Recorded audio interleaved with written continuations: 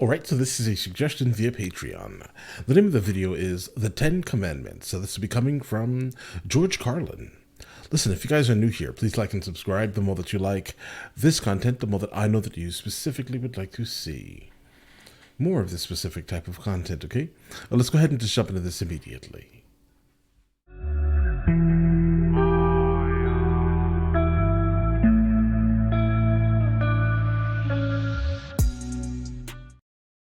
Alright, guys, so let's jump into it. Well, folks, here's something else I got a problem with. Alright. The 10 Commandments. We Here's started my early. problem. Why are there 10? Right. You don't need 10. I think the list of commandments was deliberately and artificially inflated to get it up to 10.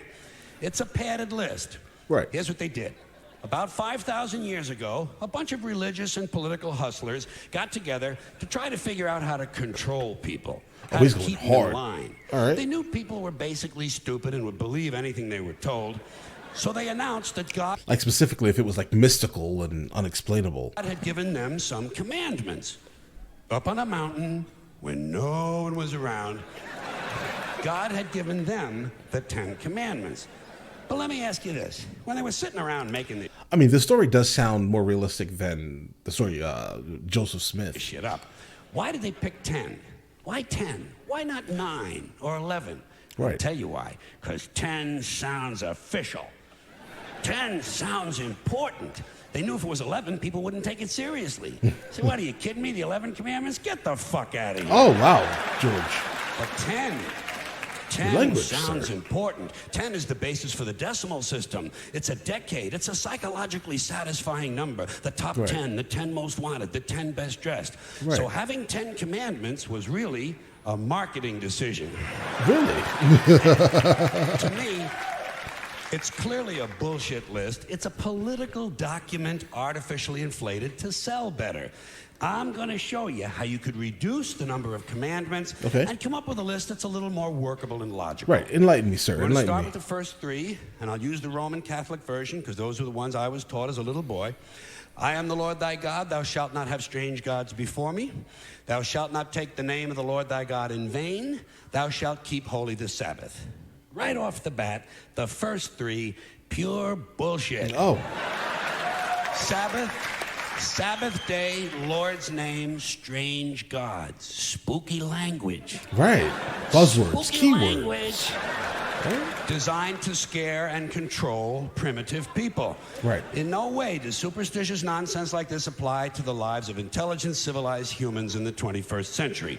You throw out the first 3 commandments, you're down to 7. Okay. We have Next, 7. honor thy father and mother. Obedience, respect for authority. Just another name for controlling people. The truth is, obedience and respect should not be automatic. They should be earned. They should be based on the parent's performance. It should be. Parent's performance. Absolutely. All right? This, for the most part, what he's trying to say is So- that he's basically talking about like the overall social contract. On another channel, we just literally reacted to a video about the social contract, and he is, without a doubt, talking about that right now, guys. Some parents Wow. deserve respect. Most of them don't. Period. You're down to 6. Okay. Now, All in right. the interest of logic, something religion is very uncomfortable with, we're going to jump around the list a little bit. Thou shalt get not it. steal, thou shalt not bear false witness. Okay. Stealing and lying. Well, actually, these 2 both prohibit the same kind of behavior. Dishonesty, stealing, and lying. So you don't need 2 of them. Instead, you combine them and you call it thou shalt not be dishonest. And suddenly, you're down to 5. Wow. And as long as we're combining, I have 2 others that belong together. Thou All right. shalt not commit adultery. Thou shalt not covet thy neighbor's wife. Once Whoa. again, these 2 prohibit the same kind of behavior. Right. In this case, marital infidelity. The difference is coveting takes place in the mind. And I don't think you should outlaw fantasizing about someone else's wife. Otherwise, what's a guy going to think about when he's waxing his carrot? Oh, no. Oh, no. But marital fidelity I do appreciate you using those exact words, right? I mean, I respect that instead of you saying what you actually is a good thinking. idea. So we're going to keep the idea and call this one, thou shalt not be unfaithful. Right. Suddenly, we're down to 4. Okay. But when you think about it, honesty and fidelity are really Yeah, part of they're the too close. same overall value. So in truth, you could combine the 2 honesty commandments with the 2 fidelity commandments and give them simpler language, positive language instead of negative, and call the whole thing, thou shalt always be honest and faithful. And we're down to 3. Thou shalt, they're going away fast. Thou shalt not covet thy neighbor's goods. This one is just plain fucking stupid. Okay, all right. Coveting your neighbor's goods is what keeps the economy going. It does. It does. Because if your neighbor has something absolutely amazing, and you're like, oh, why does my neighbor have, I don't know, name something random. Well, my neighbor does have a Hellcat, right? So I hear him starting it up in the morning, and I'm just like, what is that glory, right? To the point where I coveted it enough to want to now put that engine into my Jeep, right? But I can't. I have to put a Scat Pack engine into the Jeep. Either way, guys. But like, that's just the point. I coveted his car so much that now I'm planning to actually complete that project, right? So, all right, let's get it. All right. Your neighbor gets a vibrator that plays "O Come All Ye Faithful." Yes. You want to get one too. Oh, yeah, I need that. Coveting creates jobs. Leave it alone. Throw out coveting, you're down to 2 now. The big honesty and fidelity commandment. I think that was more about theft, though, for the most part. Because if you like what the person has so much, you're going to take from them. But I guess that also can be covered underneath honesty, right? You throw out coveting, you're down to 2 now. The big honesty and fidelity commandment. And the one we haven't talked about yet, thou shalt not kill. Right. Murder. Okay. The 5th commandment. But when you think about it, we know George. Oh, we know George, right? We don't have to think much about this specific thing. We know your opinion. There are some people who just do not deserve to be breathing. I think that, because we did another sketch of him doing something like this, right? Another set of his, right? And yeah, he gave us all the names of the people. Religion has never really had a big problem with murder. Right. Not really. No. More people have been killed in the name of God than for any other reason. All you have to do... Yeah, but first you have to dehumanize them, right? Like that was all done by saying these people are not on the same level of us as us, so these people are on the menu, for example, right? And that's really how they were able to do that and still be considered like religious entities, or you know what I'm saying? That's how they're able to do it. They were able to dehumanize the people, kind of like how when countries are in conflict, let's say, you have to dehumanize the other side, guys.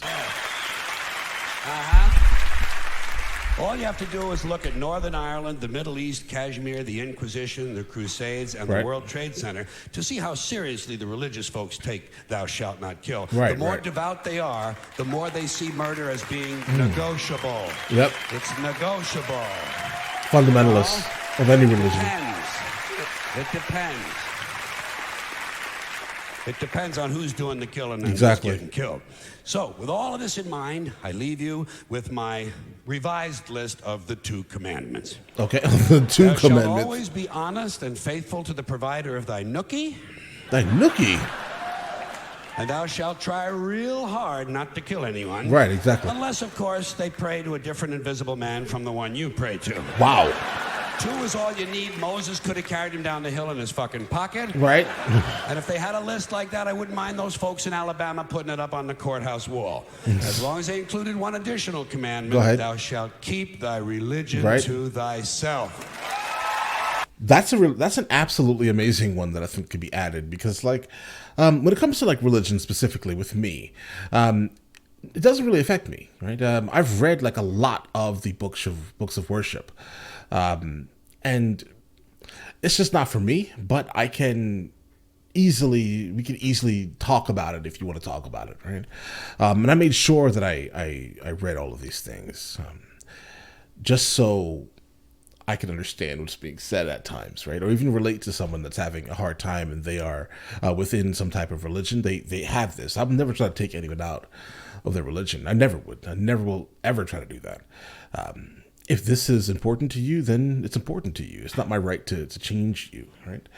And I will not try to, not like someone because there are they're a religion. Again, it doesn't really matter to me like that, right?